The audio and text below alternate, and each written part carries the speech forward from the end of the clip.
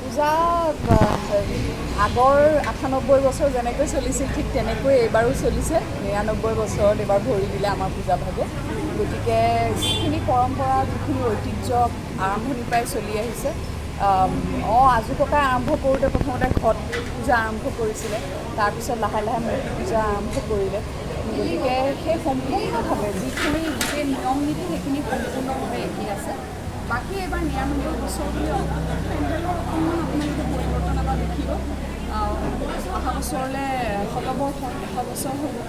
গতিকে আমি উৎসাহিত। আৰু ককাৰ দিনত বহুত কিবাকিবি অনুষ্ঠান ৰাখিছিলে পূজাৰ লগতে।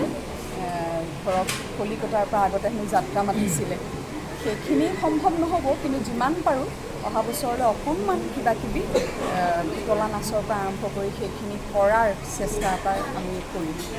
কিবাকিবি আৰু কাম চলিছে নেকি? আমাৰ যৌৱনে আমনি কৰে 2 দ্বিতীয়খন আপোনালোক সকলোৱে গম পাইছে ইতিমধ্যে। সেইখনৰ কাম প্ৰায় ৮০% আমাৰ সম্পূৰ্ণ হ'ল। গীতসমূহৰ চিত্ৰগ্ৰহণ আছে আৰু অকণমান ড্ৰামা 10% আছে। গতিকে সেই 20% সম্পূৰ্ণ হ'লে ছবিখনৰ শ্বুটিং কমপ্লিট হ'ব। তাৰপিছত আমি বাকী পষ্ট প্ৰডাকশ্যনৰ কাম আৰম্ভ হ'ব। হোৱাৰ পিছতে আমি আশাবাদী যে 2025 চনৰ প্ৰথম ভাগতে, জানুৱাৰী বুলি নকওঁ, ফেব্ৰুৱাৰী মাৰ্চ মানৰ ভিতৰতে ছবিখন ৰিলিজ কৰিবলৈ আমি সম্পূৰ্ণ চেষ্টা এটা কৰিম।